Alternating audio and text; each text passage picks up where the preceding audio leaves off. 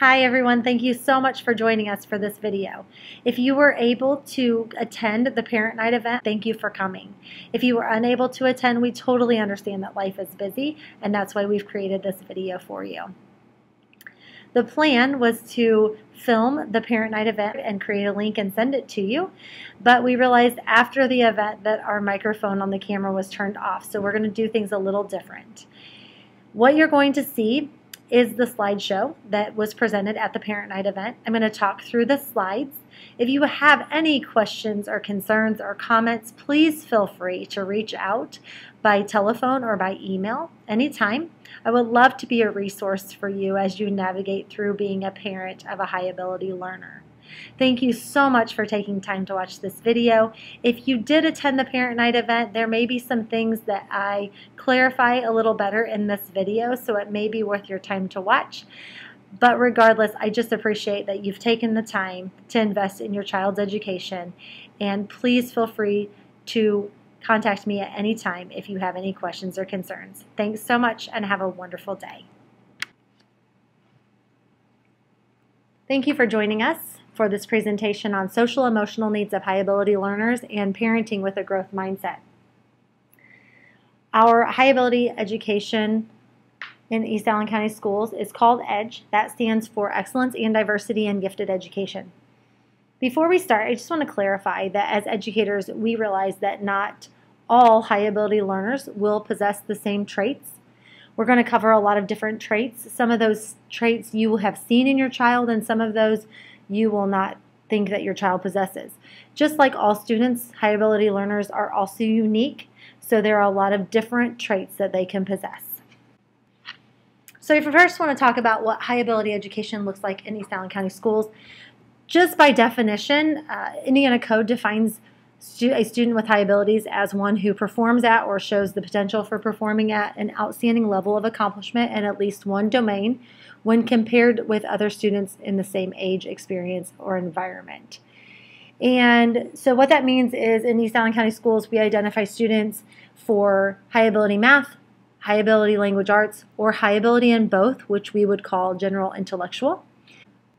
It also defines a student with high abilities as a student who is characterized by exceptional gifts, talents, motivation, or interests. The mission statement of East Allen County Schools is to provide educational choices which will engage, challenge, and support high ability learners to reach their full intellectual, social, emotional, and creative potential. We want to make sure that we're reaching them in a variety of ways, and that leads us to the conversation about diversity of services. We provide a variety of services, and they include cognitive, which is the differentiation that students receive in the classroom. Also, as they get older, they will have different options of taking higher level courses. We try to provide social services, which are opportunities to collaborate with other high ability identified students, and also emotional services, and that would be access to counseling options and activities for asynchronous development challenges that they may face. This means that cognitively they are more advanced than their peers, and so sometimes that makes them feel like they are different, and so they face some challenges in that. I'm going to give you some examples of ways that we can reach high ability students through instruction, whether that's at school or at home. So if you're looking for some ways to challenge your child, these might be some options for you. I am not going to tell you that all of our teachers are using these exact strategies. We give our teachers that have high ability students a lot of different strategies that they can use, and they are using them, but they may not be using these three examples.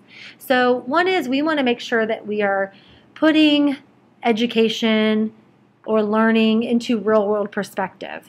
So what used to be maybe discussing feelings about increasing minimum wage, we're trying to transition from that into something like prepare for a debate on allowance, but from a different perspective. So not from a child perspective or a student perspective, but from a parent perspective. We're asking them to think outside of themselves. So that stretches them a little bit. It makes them use more of their critical thinking skills. It fosters those critical thinking skills. Another way that we want to reach our students is by increasing the depth and complexity of what they are learning. So maybe we used to have them write a persuasive speech about not smoking, and now we're shifting gears. Again, they're thinking outside of themselves, and they're thinking as a lung, and they're going to create an owner's manual for extending product life. This is allowing them a different perspective, and it's also asking them to write something that's in a different format. So again, it's challenging them, and it's asking them also to use some creativity in what they do. Another way that we want to reach them is through synthesis. So we used to ask them to create a presentation, maybe on a poster or something, on an iPad that's just, it's right in front of you. And now we may ask them to create an iMovie trailer about the Civil War film that you will be directing. So we're asking them, again, to take a different perspective on the activity. I want to tell you a quick story that I shared at the Parent Night event. So my son is 14 years old, and he does a lot of traveling. And so he had traveled with my parents. So we do a lot of traveling with him, but sometimes he'll just go with grandparents. And he had gone out to Boston, Massachusetts, and they had taken lots and lots of pictures. My dad is a retired history teacher, and so they had taken lots of pictures of historical sites in Boston. And he came home, he was about 7 or 8 years old, and he created this iMovie trailer. And it was interesting. We immediately thought, oh my goodness, he's a genius. If you've ever experienced iMovie trailer, though, you know that it storyboards it for them. Now, I want to say that, I don't think that my son is probably a creative genius when it comes to like directing a film in the future. But what was so awesome about it for us is that he had come home, he had taken everything he had learned, and he had put it in a storyboard form and created an iMovie trailer. And he was so proud of it, but also we were able to learn through something he had created. And he loved showing us that. We loved learning through that. So again, it allows them some time to use their creative thinking, their critical thinking, and to have an end result that's something they're proud of, and it almost looks professional. So I love iMovie trailers for that reason. Let's talk some about the cognitive traits of high ability learners. This will be covered more in our next Parent Night event on March 19th at New Haven Middle School. But I want to talk about some of these. Some of the characteristics that gifted students or high ability learners can possess. They're very observant. They may notice things that a typical child would not notice at an early age. They're extremely curious. They ask a lot of questions. They have intense interests. So maybe you've gone through something with your child where they were almost obsessed with a certain topic, and it was kind of all about that topic for a season in their life, and that's not unusual for our high ability learners. They have an excellent memory. They can retain things more than an average learner. They have a long attention span, and I will also clarify that they may have a long attention span, but they also might have a lot of energy, which we're going to talk about in a little bit. So those two things can almost feel like opposites, but they could have the long attention span and energy all at the same time. They have excellent reasoning skills, so they're able to put things together in their mind a little bit quicker than their peers. They may be able to work through some problems quicker than their peer group. They have well-developed powers of abstraction, conceptualization, and synthesis. So they see big picture more than their peers do. So they may not just see the details, but they kind of see the big picture of what they're learning, or they're curious about that big picture. They quickly and easily see relationships in ideas, objects, and facts. Again, they see the pattern. They see the tie between two concepts. They have fluent and flexible thinking. They have elaborate and original thinking. So they come up with creative ideas that are beyond what their peers are coming up with. And sometimes it kind of makes you take a double take when they come up with these ideas, because they are very surprising sometimes. They learn quickly with less practice and repetition.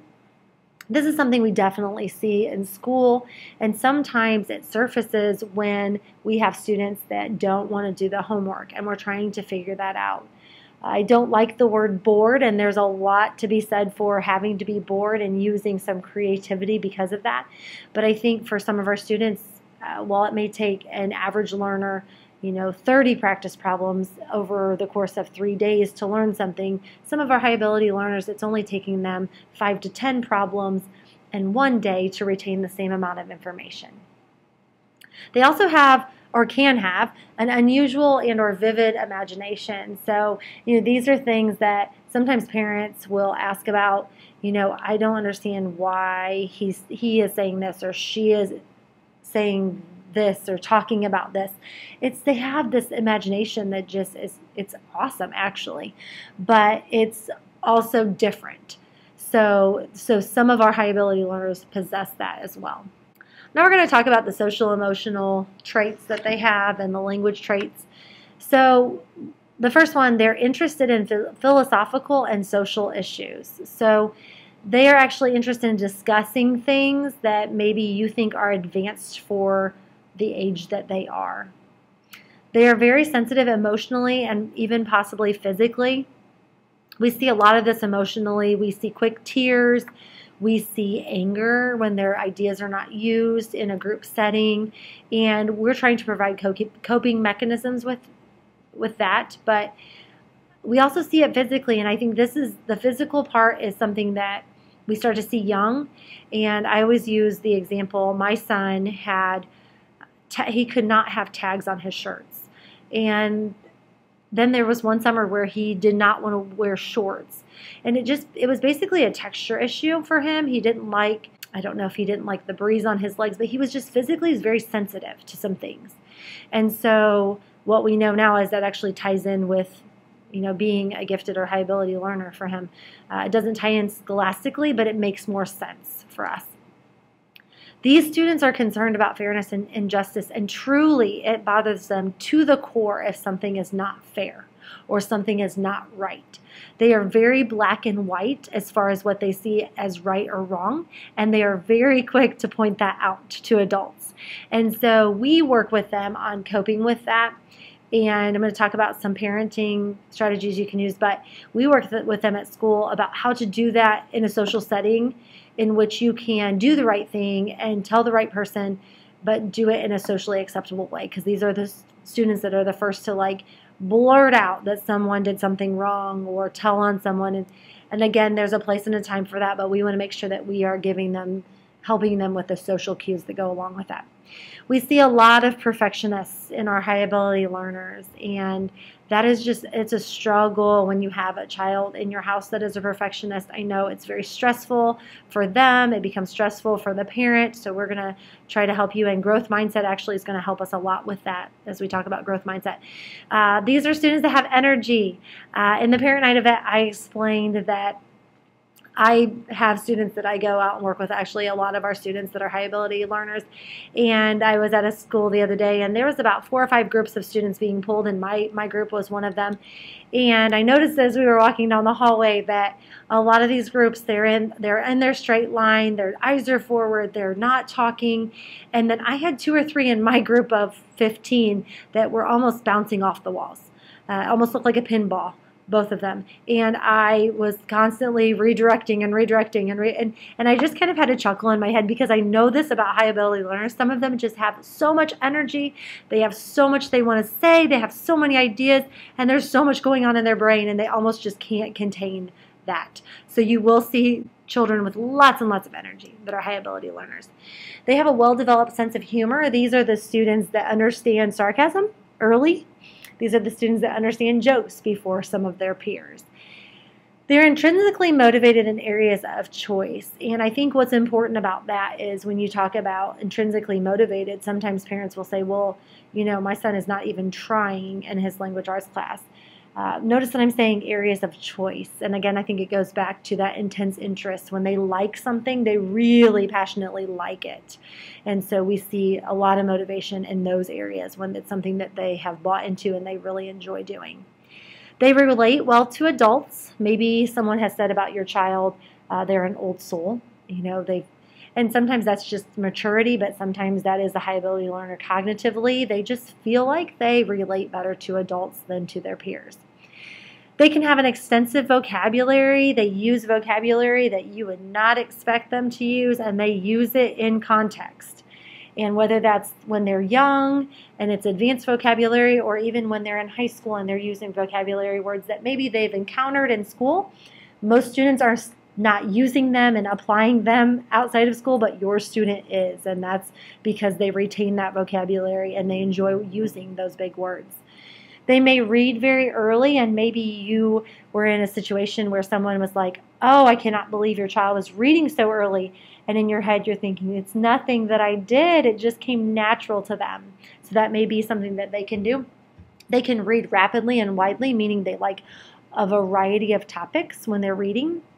They ask a lot of what-if questions. It goes back to that curiosity piece. They're going to ask what-if questions, and you're going to want to shut that down, but please, please don't. Please try to answer the questions that they have, because what we know is that that's almost critical to their development because they are so, so curious. They enjoy learning new things, and they enjoy intellectual activity. They like learning, and they enjoy it, and they get excited about it, and especially things that challenge them because they love trying to meet those challenges. They display intellectual playfulness. They prefer books and magazines that are meant for older children. I know this is a challenge that a lot of parents face, especially when they have younger children that are reading at a higher level, is finding books that are still appropriate for their age level. But these students, they gravitate towards books that are more appropriate for older students because they want that vocabulary, they want that challenge, they just enjoy reading things that are above where they are age-wise. We want to continue to foster that. And they have the asynchronous development, again, meaning that cognitively they're further ahead in age than what they are physically. And again, that's something that can cause a lot of stress for them when they start to realize that they feel that they're different or they're not connecting with their peers as well as they would like to. So what I'm going to do here is I'm going to give you some strategies that I think you can use at home to help with this, and just kind of tell you how I've used these strategies with students. So the extremely curious, the intense interest that they possess, I love something that's kind of new in the education world. Some people are calling it Genius Hour. I prefer passion projects because to me, we see the passion of what these children want to learn about, and we see the curiosity that is sparked because of that. And so again, I'll go back to iMovie. That would be a great way for them to create a passion project. But passion projects can be anything. It's anything they enjoy doing. They research it, and it's basically you're giving them that choice. What do you want to research? What do you want to know more about? And they create something for you that they can teach you as the expert. And I think they love doing that. They love having that freedom to look at something they love looking at, not just something that is scheduled to be covered right now at school, but it's something that they're actually choosing. Another thing, they have Scamper activities out there, and Scamper is something actually they're using in the business world, and I imagine probably even in the medical world daily. They may not call it Scamper, but we use it when we're trying to have our students use their critical and creative thinking skills. And what we'll do is we'll just give them a set amount of materials, kind of a variety of materials, and ask them to put them to another use by combining them, adapting them, modifying them, maybe not even using one of the materials, but basically saying, if these materials are laid out individually, this is what their purposes are, but how can you make it fit another purpose by combining them or doing some things, adapting them. And that's kind of a fun activity. It's kind of just fun to walk around, listen to what their ideas are, and just see the ingenuity that they have within that activity. So you have so many household items that would work for this: paper clips, rubber bands, tape. We've used string, a lot of different things that have them create. They have excellent reasoning skills, and for that reason, I think it's great as a parent, if you're looking for ways to challenge them, find some real world problems. Find some problems that mathematicians are trying to solve in the real world, that engineers are trying to solve, that people in the medical field are trying to solve. Obviously, our students, not even in high school, do they have the training that a doctor would have. But maybe there's something out there that they can just start to think creatively on, like, what would I do in this situation and how would I solve that problem? And it's so awesome to hear their ideas because they have so much creativity. And the more that we allow them to use that, I think, and the more that we foster that for them, the better off we will be and the better off they will be in the long run. They have elaborate and original thinking, so allow them to create some things at home. That is a great way to continue to build that original thinking. They learn quickly with less practice and repetition.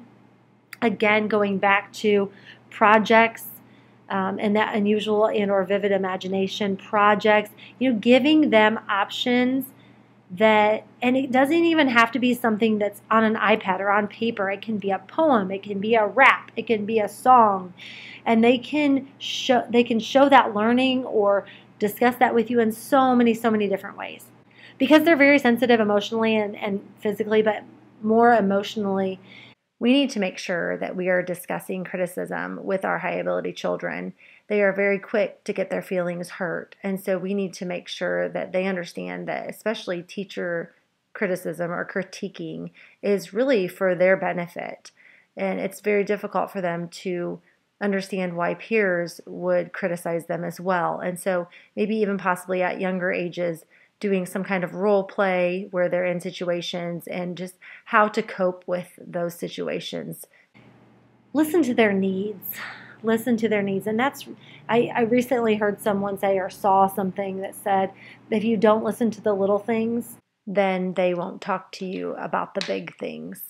And I think that sometimes, and especially our high ability learners that like to talk and have so much to say and are constantly talking, sometimes it's easy as parents to kind of shut them down, like, okay, that's enough. Thanks for talking, because we are so busy in our lives. But if you can just listen to their needs and pay attention, because I know that this life is so busy, but if we can slow down and make sure that we're listening to our children, I think that will pay dividends in the end.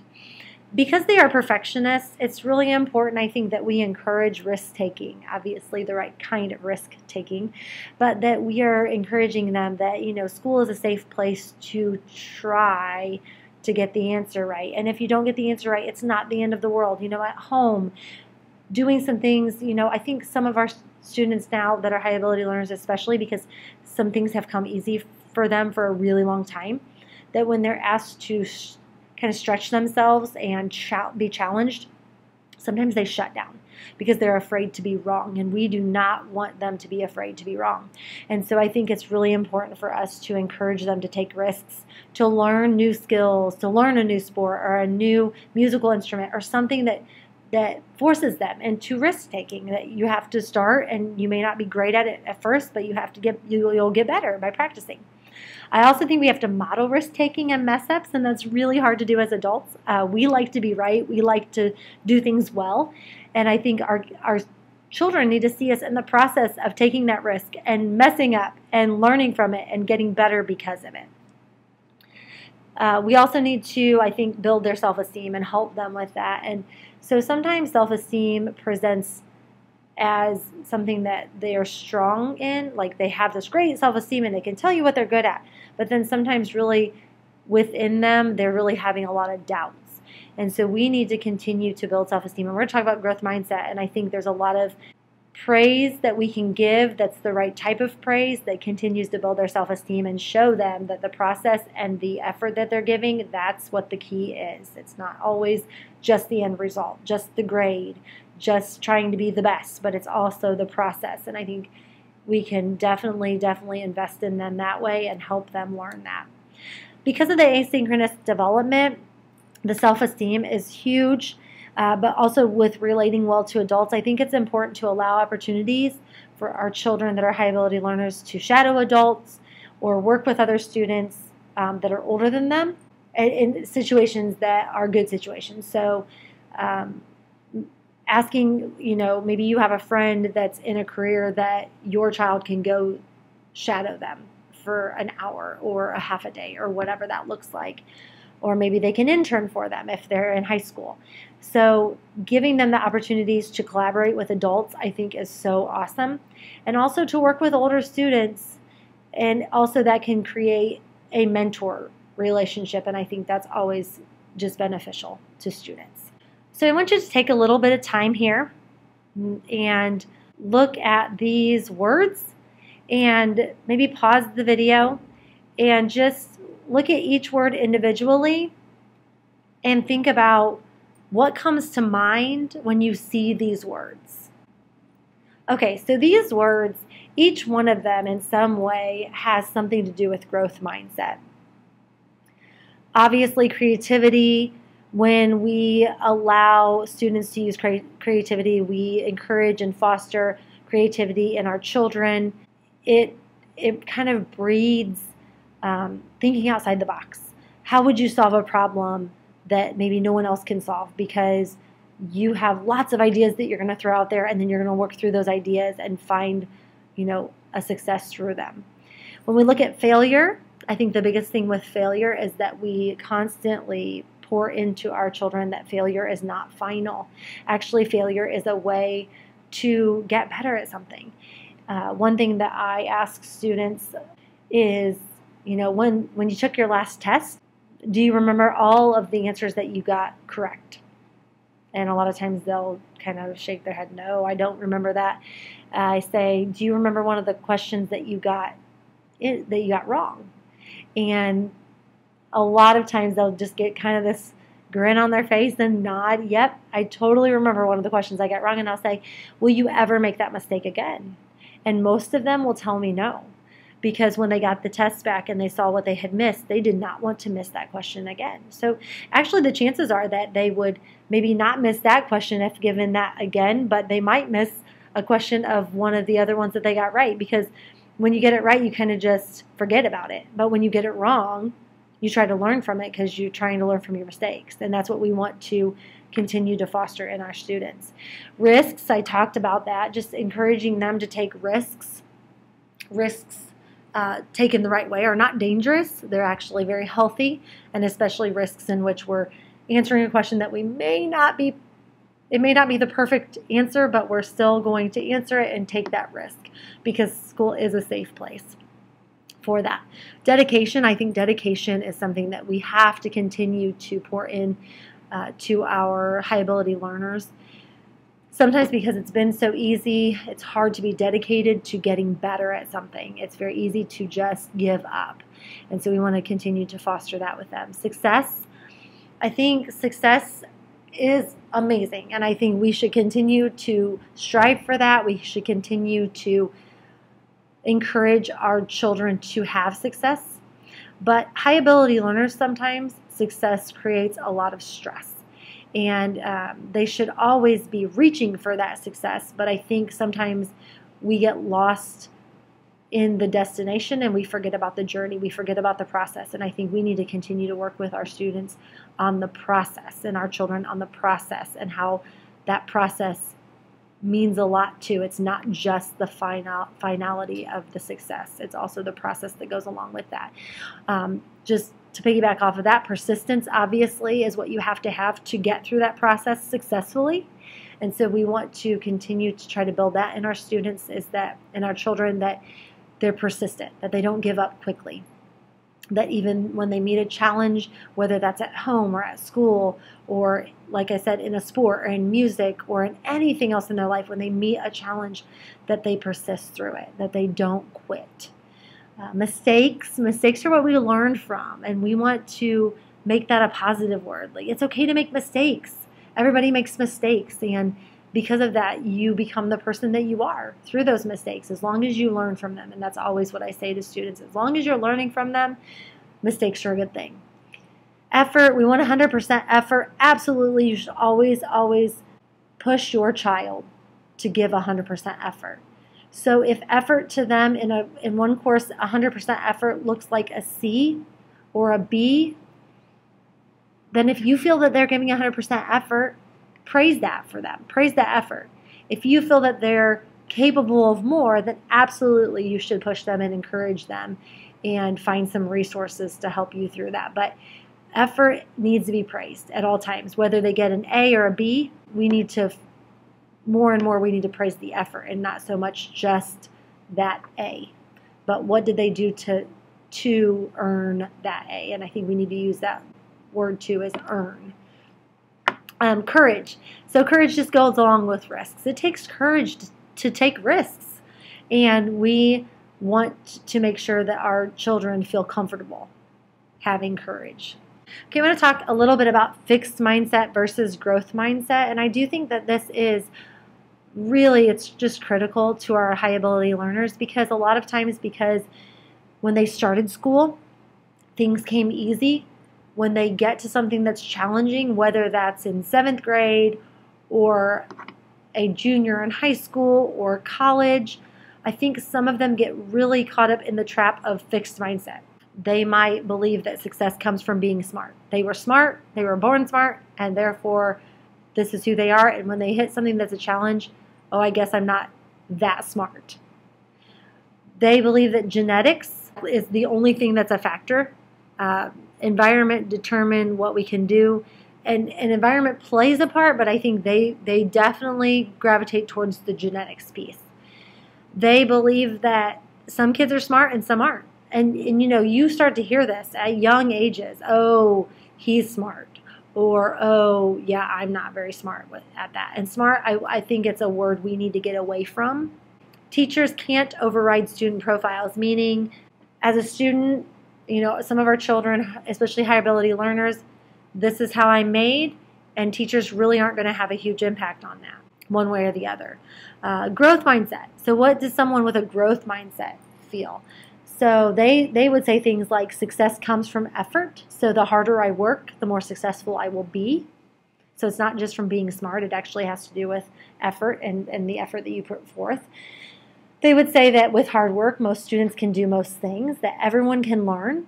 Someone with a growth mindset would believe that everyone can learn, and if they aren't good at something yet, they will soon be if they practice.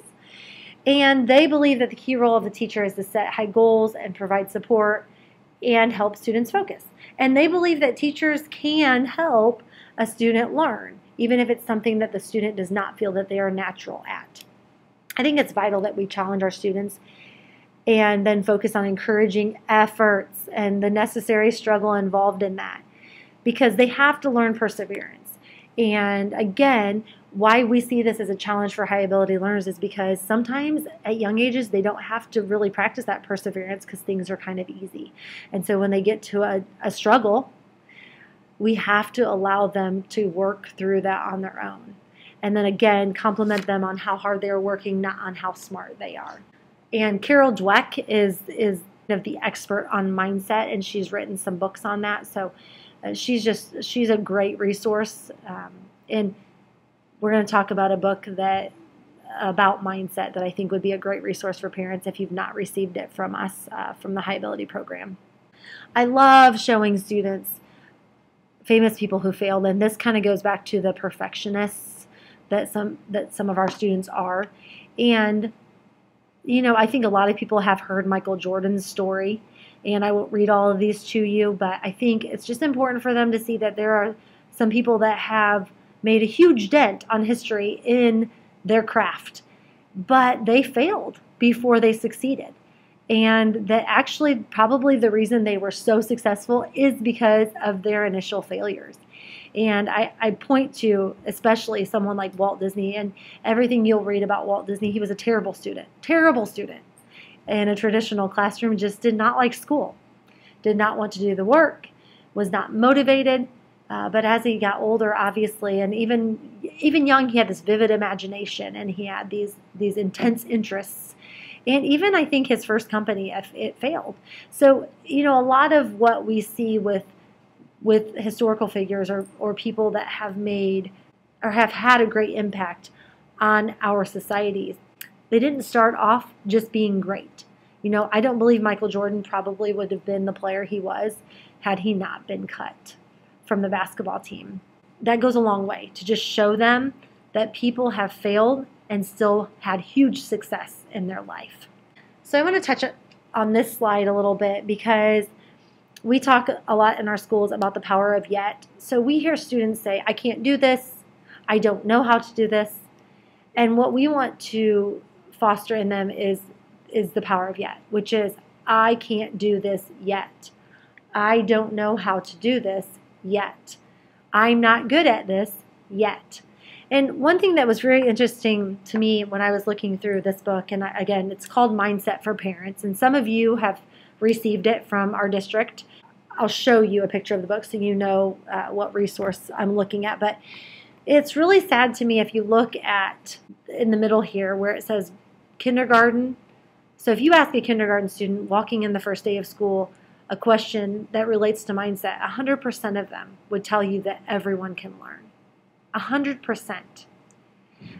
We look at those same students walking into third grade. By the time they walk into a third grade classroom, 58% of them believe that everyone can learn in any content area. 58%. So that's a significant drop off. And as educators, we're already looking at that. But as parents, we need you to help too, because I think it's a shift in mindset is what it is. We want to look at how are mistakes and failure viewed. And for us as parents, how are we framing failure? How are we framing mistakes? As learning opportunities or as finalities? We want to help them be flexible. Some of our students get something set in their mind. Some of our children that's set in their mind and they have trouble moving from that. So if it doesn't work out exactly how they planned, they can't go to plan B. And we want to help them learn that plan B is still a great option. So whenever we make mistakes, we have this neuroplasticity, and it actually helps us make connections. It's actually part of the brain working through those mistakes and failures. We want to be very careful about saying things like, you are the best, because again, it goes back to that success. Sometimes when we put so much of an emphasis on being the best or being the biggest success, we find that our students are experiencing a lot of stress through that pressure. And productive struggle, again, we want to build resiliency in our students, and productive struggle, sometimes as parents, I think we want to swoop in and save. So they're having trouble with a problem and it's, hey, they finally met this challenge, and we want to just swoop in and do it for them, to save them from the stress or save them from the frustration. But we have to allow them to go through that struggle. We want to make sure we're providing challenges because that's how they grow. We want to make sure we're not blaming genetics. This is something that's so interesting to me. And I was one of those teachers when I was in the classroom, and I still love talking to parents. I love the parent-teacher conferences because I just felt like there's so much great dialogue that happened in those. But I can't tell you the number of times that I heard from someone, well, you know, I wasn't very good at math, so my child is not either. And we really need to get away from those statements, and especially in front of our children. I think it's okay to say that to another adult, but we want to make sure that we're not blaming genetics, especially to our children, because that almost gives them an excuse. It gives them a way out. So some of our high ability learners are identified in language arts, but not math. So maybe they struggle in math. But what we don't want to do as parents is say to them or say in front of them, oh, I wasn't good at math either, it's okay. Because it's almost like it's giving them an out. Let's continue to help them face those challenges and be resilient because of them and through them. We want to make sure we're praising for effort, not just talent. And we want to make sure that we're not suggesting or modeling giving up when there's failure or there's a bump in the road. We want to make sure we're modeling perseverance through that. I talked about intervening during challenges or support from the sidelines. We want to support from the sidelines. We want to support them. We want to do everything that we can to provide resources and help them be resourceful, but we do not want to intervene. We want them to be challenged and work through those challenges. I'm going to come back to, I kind of saved this for last. Absolutely, the students that we're talking about in this presentation, they're the high ability learners. They are students that they tested into this program. They certainly have high potential for achievement. It doesn't mean that they're achieving at the level that you and I maybe know that they're capable of. And that's kind of going to be a follow-up presentation, is underachievement and how do we address that and what strategies can we use. But it's interesting because in the research that's been done, they're actually finding that achievement or success is 25% IQ. So obviously these students, these high ability learners, they kind of start off a little ahead of their peers. But it's 75% psychosocial. That means their environment. It's how much effort they put forth. So there's so much more that goes into it than just the genetics that they're born with their IQ. So I think that's important to continue to pour into them and remind them of that. It's not just that you were born smart. And again, I want to encourage you to kind of try to get away from the word smart, but that you were born smart, but that also you're giving the effort that's needed, and you're facing challenges with perseverance, and you're having the resiliency, and you're learning from your mistakes. All that other stuff kind of goes into the perfect package, and that's what builds and develops the whole child that we want to build and develop. I'm just giving you some handouts that I have, really enjoyed looking over. I think it helps our students. This is something that you could print out and give to your child or post in your home. I love these change your words, change your mindset. It kind of starts on, this is what we kind of hear from children at home or at school, and how can we say it differently that changes our mindset, that we know we can actually get better. So, for example, it's too hard versus I'll keep trying, or I give up, or instead of saying that, say I will keep working. And one of the things that I heard a lot as a teacher is, I don't get it. And I would always say, okay, you don't get it yet, but I actually like this as an alternative, is what am I missing? What am I not understanding that I can't do this problem yet? So if we can help students ask the right questions, I think they'll find more success. Also, just kind of a handout that talks about growth mindset and what does that really mean, and that the brain can grow through making mistakes. And there actually is, that's the truth. That's scientifically proven that happens in your brain when you make mistakes. There's actually things that trigger that actually help your brain grow, help your knowledge base grow when you make mistakes. These notes I love because, again, they're praising in the right way. It's not saying, you are so smart. It's saying things like, don't quit, or, I wish plan A had worked, but try plan B. Obviously, these are going to be age appropriate for whatever you think your child would appreciate. You probably don't want to hand these in this format to a junior or senior in high school. They'll kind of look at you like, oh my goodness, you are crazy now that you watched that presentation or listened to that presentation. But this kind of gives you a place to start in how to encourage your child in the right way that builds resiliency. And again, I'm going to say these students are challenged by skills that don't come natural to them. They get to that challenge and they struggle because they just want to quit because it's not easy right away, and that's what they've experienced up to that point. So we need to continue as parents to just help them understand that we love their effort. We love that they're trying. We love that they've moved on to plan B, not just that we're proud of them for being quote unquote smart. All right, so here's a couple of books. The Mindset book from Carol Dweck. It's an amazing book, amazing, and it's something that I think is very insightful for anyone to read. And then I've really, really enjoyed reading this Mindset for Parents. Again, we've distributed these from the district, from our grant. If you don't have one and are interested, it's a great book. One whole presentation for an hour I could talk about that book. It's a really good book. Would encourage you to look for it in a store or at the library. And if you have any trouble finding either one of those resources, but you're interested, please contact me. Again, if you have any questions, please feel free to reach out through email or on the telephone. I would love to talk with you and help you navigate through this as a parent. I know that there are challenges that we certainly face as parents. Some of you are experiencing perfectionists in which it's very stressful. It's very stressful for you, and an A is not good enough. It's got to be an A+, and that's actually causing some undue stress, and I'd love to help you with some strategies for that. But then also I know some of you are on the other end of the spectrum, that you're experiencing some challenges because you can't get your child motivated. And actually I probably will end up doing, I think I'm going to end up doing a follow-up video for underachievement, and also for students that are twice exceptional. Maybe they have a high ability, but they also have some learning disabilities and some other things that they have going on. And so thanks to your input and some of the conversations that I had with people after the parent night event, there are going to be some follow-up videos, as well as our meeting on March 19th.